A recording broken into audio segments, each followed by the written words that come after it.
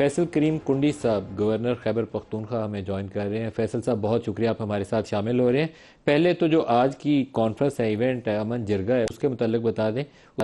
اس میں کمال یہ تھا کہ فیصل کریم کنڈی کے ساتھ آج علی امین گنڈا پور بھی بیٹھے تھے اور ساتھ میں ہی محسن نقوی بھی بیٹھے تھے۔ تو آج علی امین گنڈا پور کے ساتھ محبت پیدا ہو گئی یا کوئی دوریاں کم ہوئیں، کوئی ورکنگ ریلیشن شپ بہتر ہوئی؟ کیا چیز ایسی تھی کہ تینوں ایک ہی صوفے کے اوپر ساتھ ساتھ ہمیں بیٹھے نظر آئے؟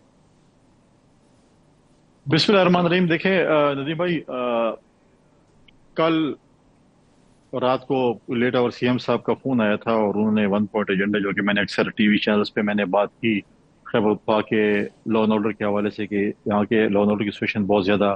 حالات خراب ہیں، جس کے اوپر جو ہے حکومت کو سنجیدگی سے غور کرنا چاہیے۔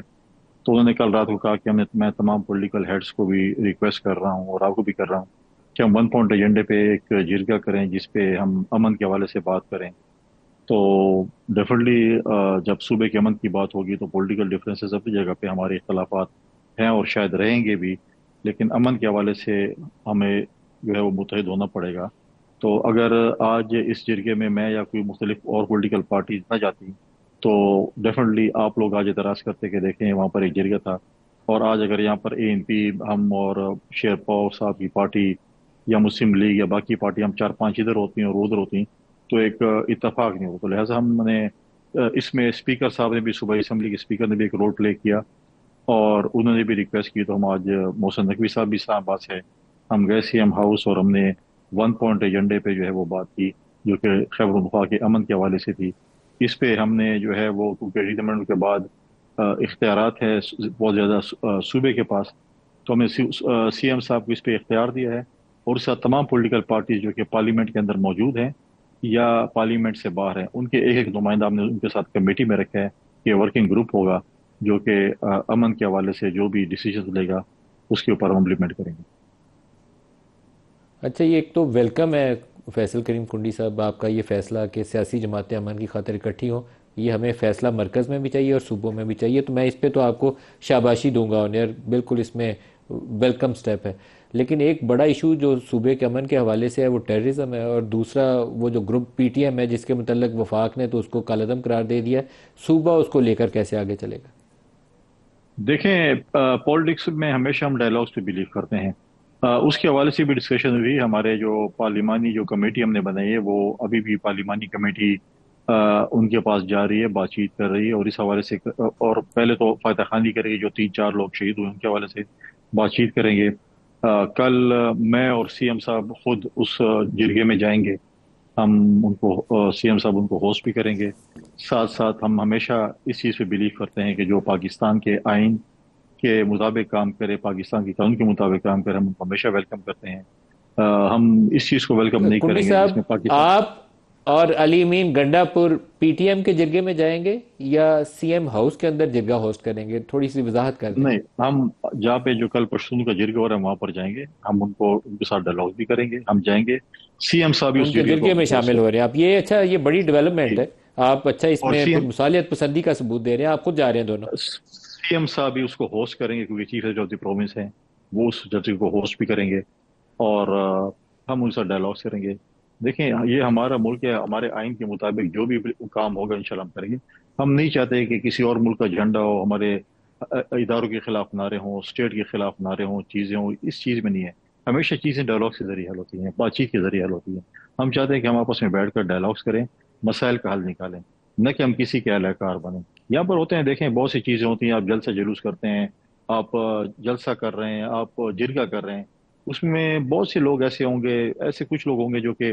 اس چیز کو سبوتاج کرنے کی کوشش کریں گے۔ کوئی کسی اور ملک کا جھنڈا اٹھا کر آ رہا ہوگا، کبھی کوئی آپ کے اسٹیٹ کے خلاف یا آپ کے اداروں کے خلاف نعرے مار رہا ہوگا، جس کو کبھی بھی ہم اس کو ایکسیپٹ نہیں کرتے۔ ہم کہتے ہیں بالکل آپ آئیں، آئین کے دائرے میں رہ کر، بالکل ایک فورم ہے پارلیمنٹ، ان کو بھی چاہیے، ہم سمجھتے ہیں جیسے این ڈی ایم بنی تھی، نیشنل ڈیموکریٹک موومنٹ، ان کو بھی چاہیے کہ آئیں،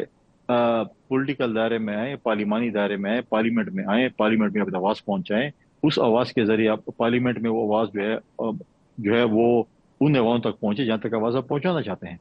تو فورم جو ہے پولیٹیکل فورسز کا فورم، اپنے حق حاصل کرنے کا فورم جو ہے وہ پارلیمنٹ ہے۔ تو ہم ہمیشہ اس پہ بلیو کرتے ہیں کہ پارلیمنٹ کے ذریعے ہی چینجز ہونے چاہیے، پارلیمنٹ کے ذریعے سب کچھ ہونا چاہیے۔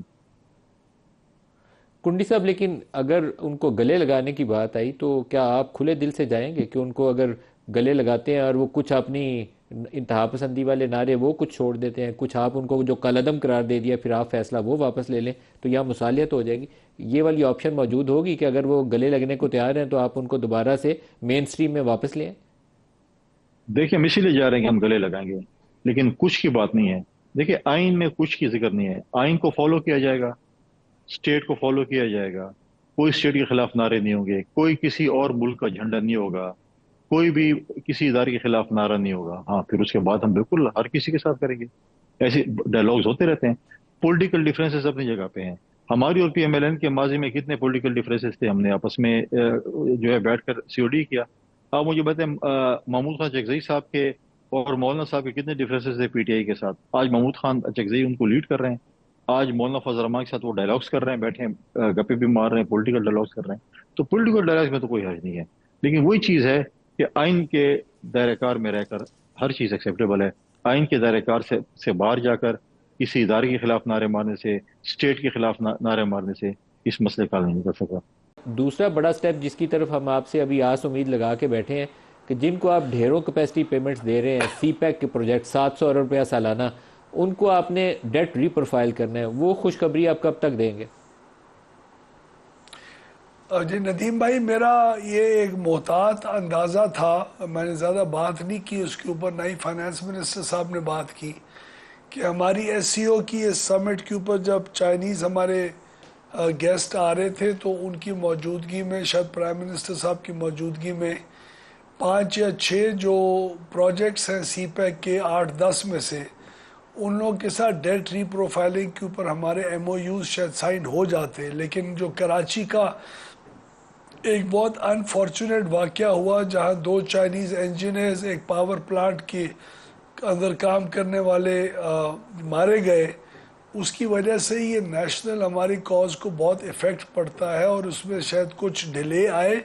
لیکن ہم کافی کانفیڈنٹ ہیں کہ ہمارے چائنیز جو انویسٹرز ہیں اور جو وہ لینڈنگ انسٹیٹیوشنز ہیں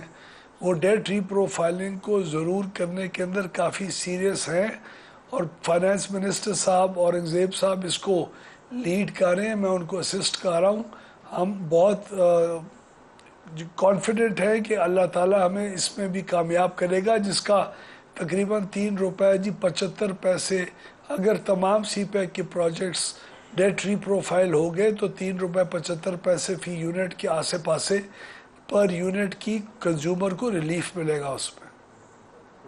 ٹھیک ہے، 18 ایسے منصوبے شاید آپ لوگوں نے آئیڈینٹیفائی کیے تھے جن کو آپ ٹیک اینڈ پے پہ لے جانا چاہتے ہیں، نو کیپیسٹی پیمنٹس، وہ منصوبے کون سے ہیں اور وہاں پہ پروگریس کیا ہے؟ سر نام تو میں اس وقت ایگزیکٹلی سب کا نہیں نام لوں گا، لیکن جتنے بھی اس کے علاوہ منصوبے ہیں ان چائنیز کے سی پیک اور جو 5 ہو چکے ہیں، ان کے علاوہ 2 بیسک کیٹیگریز ہیں سر۔ ایک وہ ہیں جو حکومت پاکستان یعنی سرکار اون کرتی ہے، ان کو جی پی پیز کہتے ہیں، جس کے اندر جینکوز بھی ہیں، آر ایل این جی کے پلانٹس بھی ہیں ہمارے جو 2 بڑے ہیں، اور آپ کے اس کے علاوہ آپ کے نیوکلیر پلانٹس بھی ہیں، اور جنریشن ہے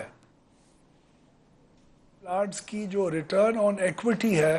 ان کی ڈیٹ اور ڈیٹ سروسنگ وغیرہ تو ظاہر ہے پے آف کرنی پڑے گی، لیکن جتنی کی ایکویٹی ہے اس کا ایک ریٹرن ان کو ملتا ہے، جو اس ریٹرن کو ہم ریشنلائز کر کے اور اگر ان کو بیر منیمم تک لے آئیں اور وہ دوبارہ اس ریٹرن کو ایکویٹی کے طور پہ انجیکٹ نہ کرتے رہے اپنے نئے منصوبوں کے اندر جو اب ضرورت نہیں ہے، تو ہم سمجھتے ہیں کہ تقریباً کو 1 روپے 40 پیسے کے قریب اس آر او ای کا بھی امپیکٹ آئے گا۔ تو یہ جی 70 پیسے آ گیا، 3 روپے 75 پیسے ڈیٹ ری پروفائلنگ سے امید ہے 1.5 روپے کے قریب آپ کی آر او ای جو گورنمنٹ کی اس سے کمی آئے گی، اور پھر آپ کے باقی سارے پلانٹس ہیں جو ونڈ ہے، سولر ہے، اس کے اندر تو ونڈ اور سولر میں تو کیپیسٹی پیمنٹ ہوتی نہیں ہے، وہ انرجی کاسٹ ہوتی نہیں ہے، ساری کیپیسٹی پیمنٹ کے طور کے اوپر ہی سمجھی جاتی ہے، تو وہ ہمیں امید ہے کہ اس میں بھی بہت روم او این ایم کے اندر اور ریٹرن آن ایکویٹی کے اندر بہت ایک اچھا روم اویلیبل ہے، جو ہم اپنے دوستوں اور انویسٹرز کو گزارش کریں گے ایک ایک پروجیکٹ کو دیکھ کے کہ آپ بھی مہربانی کر کے اس کو ریشنلائز کریں تاکہ پاکستان کا پاور سیکٹر کا بٹھا نہ بیٹھ جائے اور آپ کا مستقبل سیکیور ہو.